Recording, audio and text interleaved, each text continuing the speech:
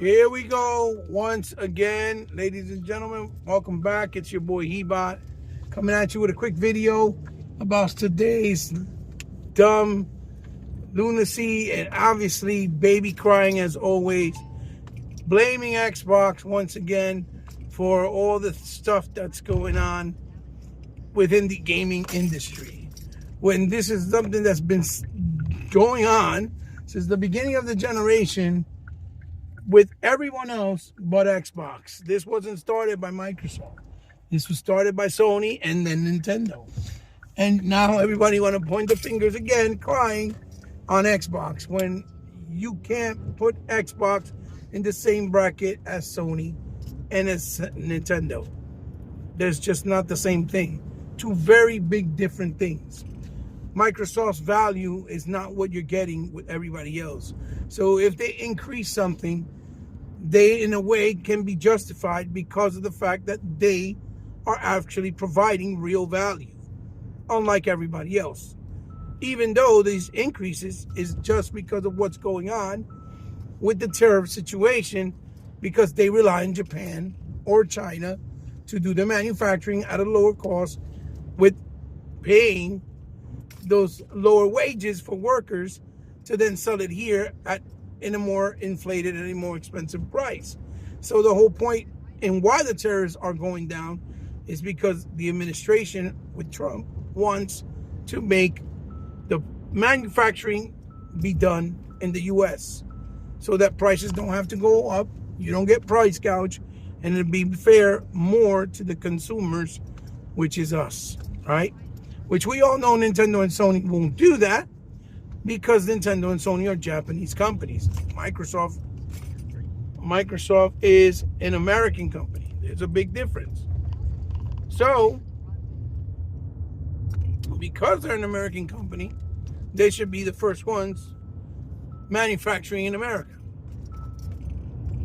And this is what's the result. But this will not be something that lasts long term. This is a temporary thing. Now, for games, it probably will continue because game prices are too expensive. Now, again, Nintendo, when I did my Nintendo video, I said clear as day that if this is supported, the prices, the paywalls that they have implemented, what they're trying to do with the Nintendo Switch as a whole, with the pricing of the system, the pricing of the games, adding a paywall onto a chat, and when you play online, when that's given to you free on something like Xbox, right? Because you have the silver and then you have the gold tier, which work the same, right? Meaning, or work differently, but still give you same abilities to do certain things, right? They just cake out some minimalistic things that you cannot do unless you have the premium version, right? You can still talk to people on silver, but you can speak to, I think, a total of 6 people at a time. And with the gold version, you can speak to, I think it's more than 20 people or whatever it may be. Now, realistically speaking, you don't always speak to more than 6 people, 5, or even 20 at a time. That's not a real thing. That's a once in a while thing. But again, I said in my Nintendo video that Nintendo was opening Pandora's box if you would support what they're doing. And what happened with the Nintendo Switch once it went up for pre-order? It completely sold out. Some of the games that are up for pre-order sold out. Why? Because people were saying, oh, their Nintendo has to do this.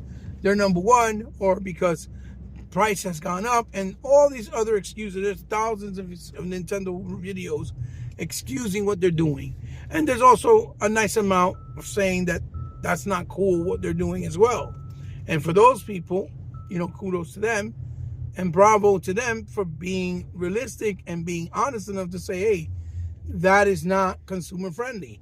But again, when you compare it to something like Xbox, it's very different because Microsoft, since the beginning of this generation, kept the prices at $60. Sony increased them to $70. When all their games, for the exception of maybe 2, were all cross-gen. Microsoft stopped cross-gen games almost immediately. There wasn't cross-gen games throughout the whole time.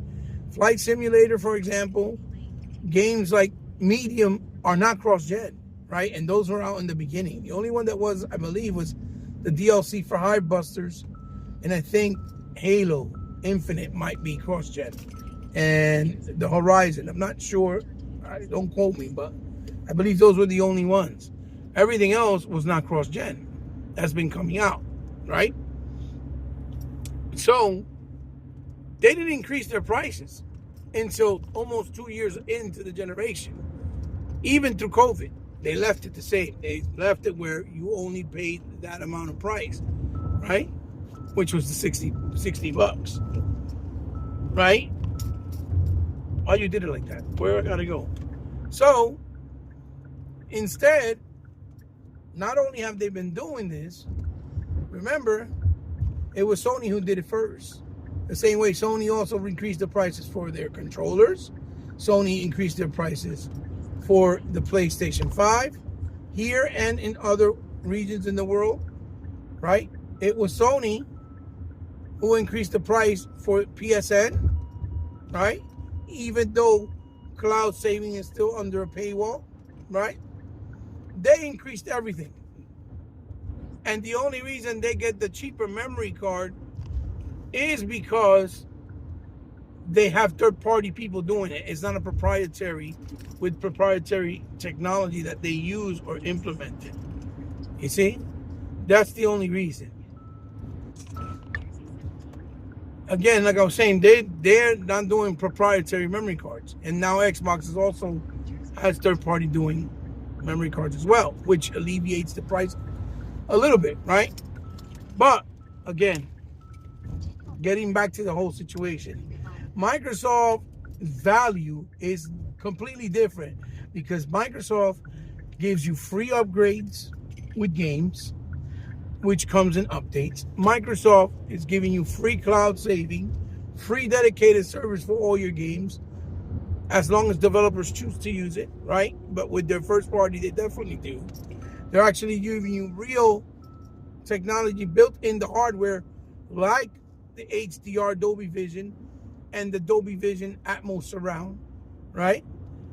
On even their headsets, you just pay the $10 the one time for Dolby, and you have it enabled, and you can use it anytime you want. A one-time fee, right? Because it's a Dolby Atmos or a Dolby tech, right?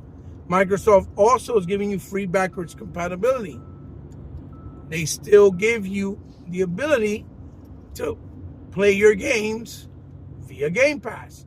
And all the games that they gave us this month alone were about 6 triple and double A games that if you bought them separately at a $70 or $80 price point, whether it was on Nintendo or whether it was on PlayStation, is over $300 or $380. Okay, it's a big price hike.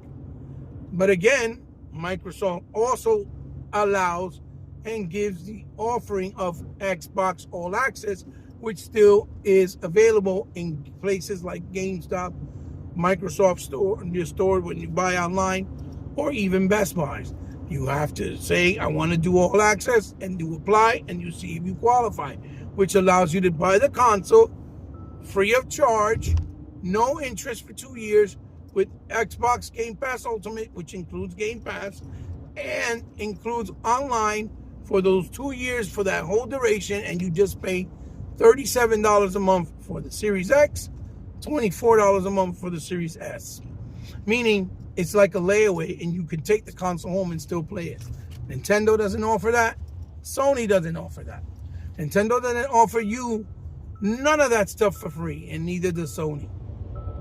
So that is the biggest difference and caveat when Xbox does a price increase, because they spend way more money and give you way more value as a consumer in the gaming space and industry. When Nintendo was doing it, everybody was like, oh, they have to do it. And Nintendo doesn't spend that kind of money. Nintendo probably spends $30 million to $50 for Mario Kart World. For the Donkey Kong, they probably spend another $20 million to $30. They didn't spend 300 million like Sony did with Spider-Man 2, for example, or 500 million like Microsoft did with Halo Infinite. They didn't spend those kind of dollars. They didn't that kind of margin. They didn't spend that kind of money. So when Nintendo says we're going to charge you $80 for a digital game or $90 for a physical copy, Nintendo is ripping you off as a consumer because they're being anti-consumer. That is the biggest difference. Nintendo is not giving you a Game Pass service when you got all their games day and date in the service. Nintendo's not giving you free upgrades for your games. Nintendo's not giving you free backwards compatibility. They're basically charging you for emulation. Emulation, like I was saying, emulation is free on Xbox. We can emulate and play emulators on the Xbox in dev mode for free. You can't do that on Nintendo. That's why Nintendo is always on top of people online trying to shut down their channels and sue them so that they don't emulate their games, as if they're selling the game to the general public when they're not selling the game. They're playing the game, reminiscing about the games they like from Nintendo via whatever format they use, whether it's PC or an Xbox, right? Or a Rogue Ally or something like that, in order to show off games that they like or that they actually enjoyed from Nintendo. That's what they basically do, which is very different. Very different. Okay? And they're charging you for it. With the backwards compatibility program that they're offering in their system or in their ecosystem online. People are fine. They're not complaining. But you want to, all the hypocrisy now is blame Xbox, the big bad wolf, the monsters. Meanwhile, no one else is giving you that. Sony's not giving you games on a service day and date with their exclusives. Absolutely not. Every once in a while, they'll throw in on PSN a free game from a third-party publisher. That's about it. And it's when the game is already older and not really have the same value. Like they threw on RoboCop, I believe last month. RoboCop was on sale for about $11. That was what they gave you. An $11 value in 1 month, right? That's what they do. Meanwhile, in this month alone, like I said, you got Expedition 33, South of Midnight. You're going to get the upcoming Doom. You got the Oblivion remaster, including, other things that you got like Sniper Elite, Ninja Gaiden remaster, Ninja Gaiden Sigma 2 remaster. All these things that we've been getting back to back to back. And Towerborn that just came out, right? All these games that Xbox is giving you that if you bought them separate and individually would be like $400+ like I said. And the difference with Xbox is, and they made it clear with $80, when they're saying $80 games, right? Obviously, they're talking about the AAA games that cost millions and millions and millions of dollars to make. And in a lot of cases, those games are games like the Maddens, right? Like the Call of Duties, the GTAs of the world. You know those games are going to sell well to begin with, so you don't have to necessarily go out and buy them day one. Wait until there's a sale and then buy it then. And we all speak with our wallets. Something like Gears of War, right? That's the games that will be charged. But the difference with Xbox gamers is we don't have to worry about going out and buying them if we don't have the money day one. We can play it on Game Pass. And they didn't even raise the price of Game Pass. Right? Because if they would have raised the price of Game Pass, people would have cried about that too and be hypocritical. Just like, there's not even, like I see PC guys also talking about how, Xbox this is why I don't like consoles, for example. Right? To give an example. What are you talking about? A PC has to be upgraded every year, every 2 years, whenever they bring out a new card, which is the same process that is with a console. And that card alone for the graphics card to get the best quality that you'll get on a console as well, but with just the freedom of being able to fix the tiles yourself, can cost you anywhere from $2,000 to $3,000. Yeah, there's cheaper cards that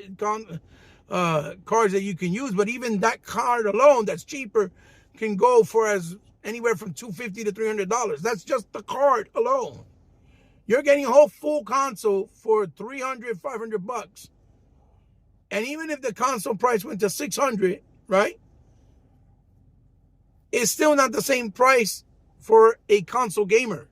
Because a console gamer, we have the freedom to go to GameStop, for example, or Best Buy's, trade in that console, get an upmark of maybe $200 or $300 or $250 for that older console, and pay the difference for the new console. So out of pocket, we still only pay maybe a $300 or a or a $350, $100 difference. We're never going to actually be able or have to pay the full price, because even someone coming in new, if they have an Xbox One X or Xbox One, right, they can go, right? They can go and they can buy, for example, they can go and they can buy, right? What you call it?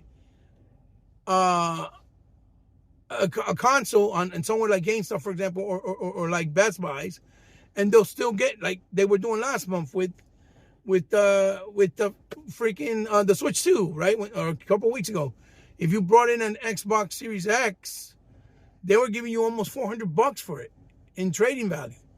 And you would basically pay like $100 maybe for the Switch 2. That's the type of difference between a console gamer or a PC gamer. You can't just go anywhere with a PC parts and trade them in and get new parts. And if there's a store that offers that program, you have to pay out of pocket for that program. And once you use it to upgrade your existing pieces or your PC, you have to pay again to get another extension for the program to do it again 4 or 5 years later down the road. I know that because that's what my son did with his PC. That's why he was able to change his monitor. He did it with his monitor. Everything he bought an extension plan, or an extension of a plan to actually, what you call it, get an upgrade, or if something happened to the, to the actual, monitor or something to the PC itself, then he goes and switches it out. It's that simple. And Sony, didn't they just bring out a console that was barely anything extra as far as power with the PS5 Pro, and it's charging $850? Because the whole point is that people are saying, oh yeah, I want games to still be physical and not just digital. So if you need that digital disc, you still got to buy it separate, because you can't take out the one from the regular PS5 unless you got the PS5 Slim. Then that's different. But if you have a PS5, the first edition, you can't pull it out. It's not detachable.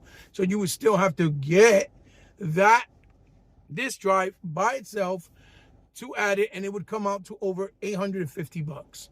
That's almost a $350 markup from the $500. And people were damage controlling it, saying that it was okay. Damage controlling that whole situation. You can't do that. And that's exactly what they done. And you saw people, even to today, damage controlling.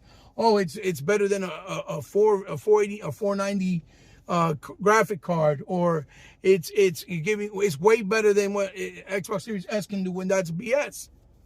It's bullshit. The minimalistic differences that you can get come with a caveat. So if you get better ray tracing or better foliage, you lose resolution, you get frame rate drops or crashes or things of that nature. It's a caveat. It's a give and take. It is not well optimized. It's not giving you the well balance that you need from the CPU and the GPU in order to get the actual features or extras that they're trying to implement in the game. It's not doing that. And nobody was frowning. Nobody's complaining. Everybody was perfectly fine with it. My friend traded his PS5, got a good amount of trading credit, and I think he paid like $350, $400 for his PS5 Pro, and he was perfectly fine. But now, Microsoft, the big bad wolf. Listen, I'm not saying that it's cool that the price is going up, no. But we got to also understand that has to do with Microsoft relying on manufacturing in China and a lot of other companies. That is the whole reason why this tariff movement is happening, to change that so that manufacturing can be done in the U.S. so costs will never be oversaturated, overfloated, or things being manufactured overseas with cheaper parts, but yet selling them for more expensive here and end up being cheap, or things like products that are not really great, and yet we're still paying inflated prices for those products with less quality. You see what I'm saying? That is the fucking difference. That is the biggest difference. So again, we are out here not looking at the bigger picture, but Microsoft is not in the same bracket, like I said, as Nintendo and Sony. Okay? Because Nintendo and Sony are not giving you all these double and triple A games, single A games, indie games on Game Pass every month, every week, adding something on every week. They're not doing that. They're not giving you free upgrades for games or older games. They're not giving you free cloud saving. They're not giving you cloud gaming on the go included with what you're paying for Game Pass and online. They're not giving you free dedicated servers for games. They're not giving you actual next-gen features built in the hardware, like Dolby Vision HDR and Dolby Atmos surround. Okay, they're not giving you even VRR built in. Real VRR is built in the hardware on Xbox. Not giving you that type of stuff. They're not giving you, right, that value that as a consumer you need in order to continue to be able to buy games and support the industry. The same way that most people are not buying games either. So if you're not buying enough games and they're doing their money and getting it other places, they have to also look for other options to make up for that money or loss that they get from certain areas, which is just business. It's part of the industry. It's business. Now, I'm pretty sure this is also kind of a window to see what they can and maybe not get away with for next generation. Because if next generation is going to be a substantial leap, yes, they have to mark up the price based on those technology, but they also have to make sure that they keep it within reason, because then you get into the realm of, if you're buying a console for this much, then it's better to invest on a PC, perhaps, right? Because you get more freedom, but it's a little bit more expensive, right? Long term, it's still going to be more expensive because everything's expensive. If you get that monitor, it's expensive. You can get a 37-inch monitor, a 40-inch monitor for the price of a 60-inch that you would for a TV, for example. Those are the differences. It's very big difference. You don't even have built-in 4K players in a fucking PC unless you buy it where it's compatible or separate with a disk drive. On the console, it comes with it. You can buy 4K medium, right? Where you own the movie, where you get the best bit rate and image quality. And this is why people like and enjoy the physical medium. You don't need an internet connection to watch that set movie, right? You don't need to download something or store it in a hard drive to watch that set movie, for example. And we can do that on the console also. It's included. It's thrown in there. It's included, right? Just like I said, that they give us free backwards compatibility. We just got an upgrade for Far Cry, 60 frames. It wasn't charged. It was free. Meanwhile, Sony and Nintendo are charging you for these things. Didn't they charge $10 for a minimal upgrade for the brand new Days Gone? That you can barely tell the difference. And in some cases, the PS5 regular version looks better than the PS5 Pro version. You see what I'm saying? These are the things that we have to take into consideration. Microsoft gives you value. We don't have to, even if they increase the price to $80 for games, we don't have to go out and spend $80 to buy that game, because we get them day and day on Game Pass.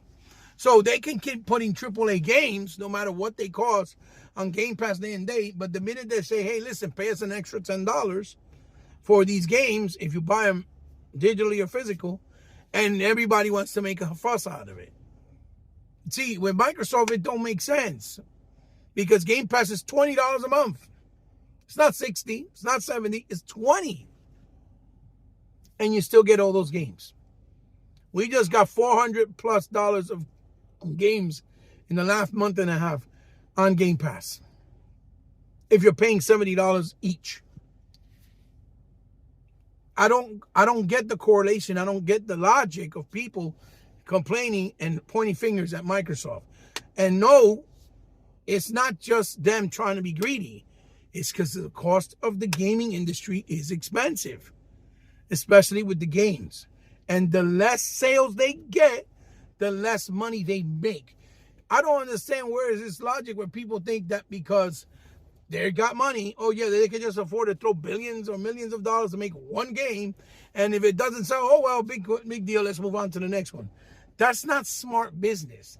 The way you stay making money and that you stay in business is by making smart business moves and making money. You want games to do well so that developers can keep making more games, bigger games, better games, and keep making profits to continue to stay open and with their doors open. That's the whole reason why Hi-Fi Rush and the developers had to close down and they went somewhere else, because they didn't do enough sales. It did very well on Game Pass, yes. Almost 3 million people played the game on Game Pass, but they didn't really buy the game. So Microsoft sees that they're not really buying the games, which a lot of it has to do also because the games are not always on the disc and you don't have real ownership and preservation, right? So I get that. And that's one of the reasons why people are pushing away and just basically playing either through Game Pass or buying digitally, right? When they're on sale. Because they're like, well, if I don't really own it, because that's how I feel, why am I going to actually buy it? Right? Because not every game requires an internet connection. Not every game is going to require an update. Not every game is going to require you to go back online. There's some games that you just play because they're single player experiences that you play, or co-op. In that single player experience, you get to the end, you finish, and that's it. It's done, right? But if you like that game a lot, you want to own it so you can visit it whenever you want without having no hassle or worry about it not being yours or not being there or having to buy it again, then that's why it makes sense to buy it physical and have it in your hands and own it.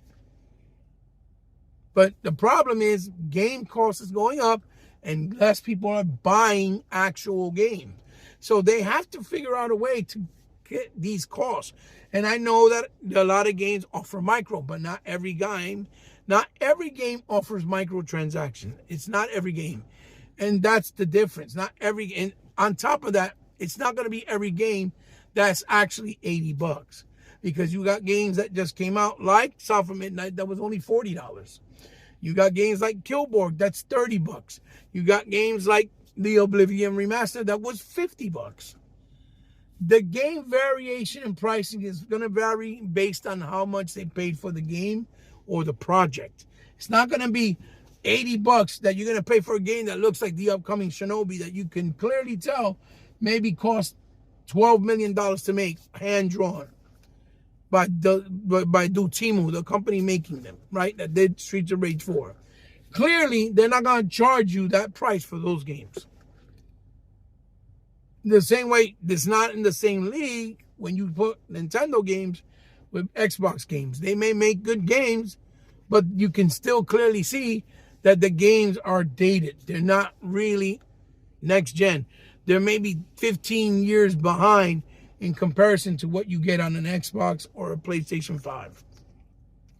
So again, it's not justified to spend $90 or $80 on Mario Kart World because it don't have real world tracks, real music from real musicians, real cars, real-time damage, real-time lighting, real-time weather effect.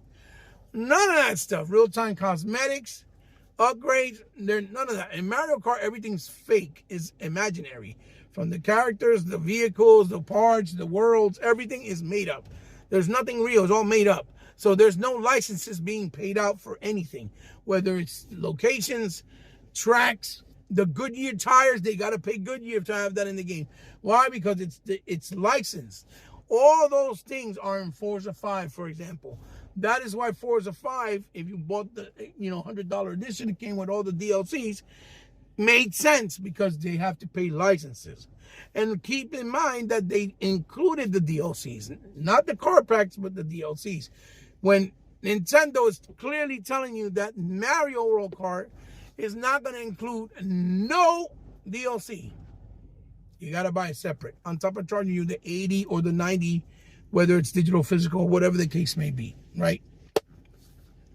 The crying is always the same. The hypocrisy is always the same. It always turns around and people, as long as Microsoft keeps giving people shit for free, as long as Microsoft keeps giving everything, bringing games to other console, oh, they're great. Oh, they're fantastic.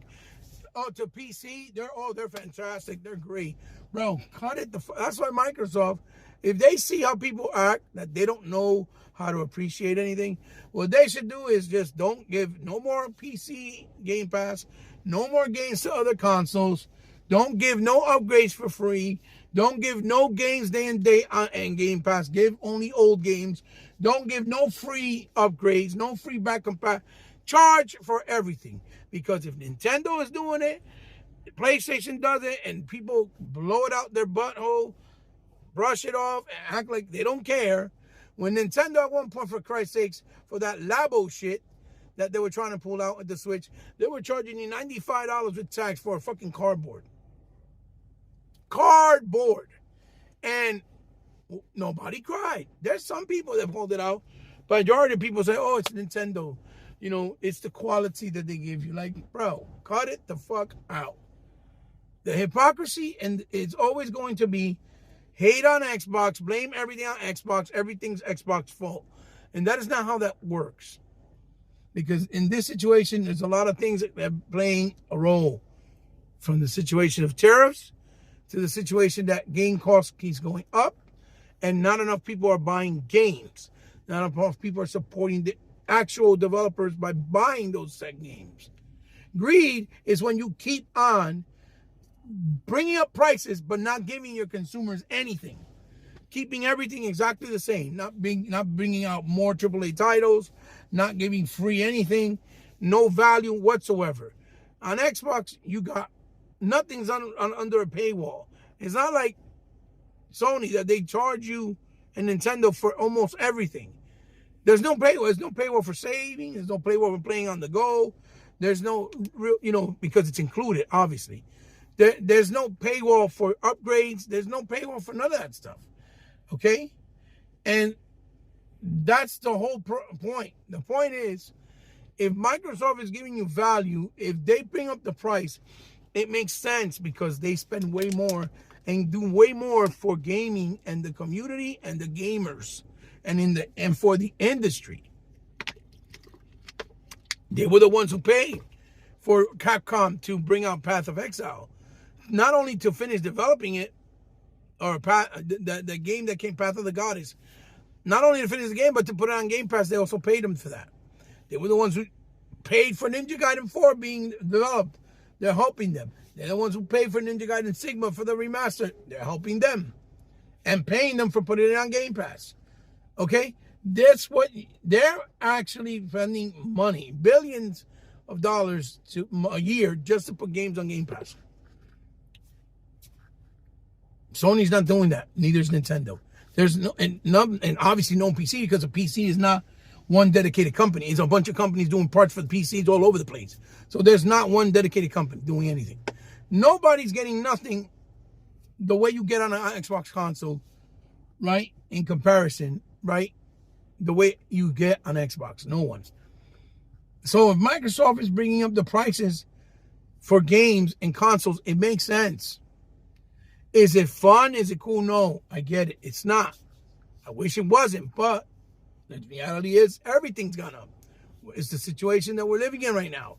And until the tariff market wars don't get fixed, meaning till all these companies actually and countries come to agreement and do the right thing for everyone, and America can balance out the abuse that they gotten through the years, that they made everybody rich around the world helping them, and now we're looked at as the joke because we're the ones doing bad in society with not enough innovation in our cities and stuff like that, because we're spending too much money helping everybody else, right? Now it's a problem. It's called having patience, and it's part of the process. Once all this thing gets cleared out and fixed, then we'll start to see changes for the better for everything, when it comes to cost, when it comes to manufacturing, when it comes to people and quality of what people are paying and what are they getting. It's just unfortunately part of the process. It's not Microsoft's fault that this shit is going on. It's the people that keep supporting anti-consumer practices. And again, the first ones who did it was Nintendo fans, because Nintendo opened Pandora's box. I don't care what anybody says. I said it in my last video. Once they let away with it, no one else can say nothing when everybody else does it, because they started it. They did it first. And people applauded it, people accepted it, and people supported it. And how you know? Because the Switch 2, like I said, sold out. Can't find it anywhere. And why else? Games even are sold out on pre-orders. Sold out because people are supporting it. So it's not that, oh, it's okay or it's not okay for, it's okay for Nintendo, but it's not okay for Xbox. That's not how that works. Or it's okay for Sony to do it, but it's not okay for Xbox. That's not how it works either. Okay? Because it was Sony who made a $850 console that barely does anything. And it wasn't nobody else. Phil said we don't need to do that. But because he wants to charge now more, a little bit more, because of what's going on with what they pay, because unfortunately Microsoft makes business with China heavy, and that's really the big issue and problem, then they have to figure out a way to fix that by manufacturing in the U.S. It's that simple. Anyway, those are my thoughts. I don't know what else to tell you. It just, you got to make it make sense. And people got to stop blaming Xbox for everything, meanwhile letting everybody else get away with what they want. That's not how that works, because Microsoft gives you value. There's no contesting that. There's no arguing that. But they're not here to babysit the entire world either in gaming. That's not their job. Gaming is a luxury. It's a luxury. It's not their job. They don't have to do it. We choose to buy it because it's our hobby. It's a luxury. Gaming is a luxury. Gaming is not an obligation. It's not a priority. It's a luxury. It's like buying a nice car. You choose to buy a nice car that's going to cost you 80, 70, or 100K. No one's forcing you to do that. It's that simple. But at least they give us value when we do buy their product. Getting games on Game Pass consistently the way that we are and the way they keep doing can't be matched. It's that simple. And the price hasn't even gone up. All right, guys, let me know what you think down in the comments below. Thumbs up if you like, thumbs down if you don't like. Let me know in your comments what you think. Thank you for stopping by. Thank you for the support of all you that continue to do it, because without you, my channel will not be sustained. If you're new to the channel, like I said, thank you for even taking the time. If you subscribe, I also appreciate it, because I know you didn't have to, but if you did, remember, I consider you now part of my family, and I consider you, and I'm very grateful and humble, because I know you didn't have to do that. You can find me on any social media outlets. It's all down in the description below. Love you guys. Until the next one. Peace.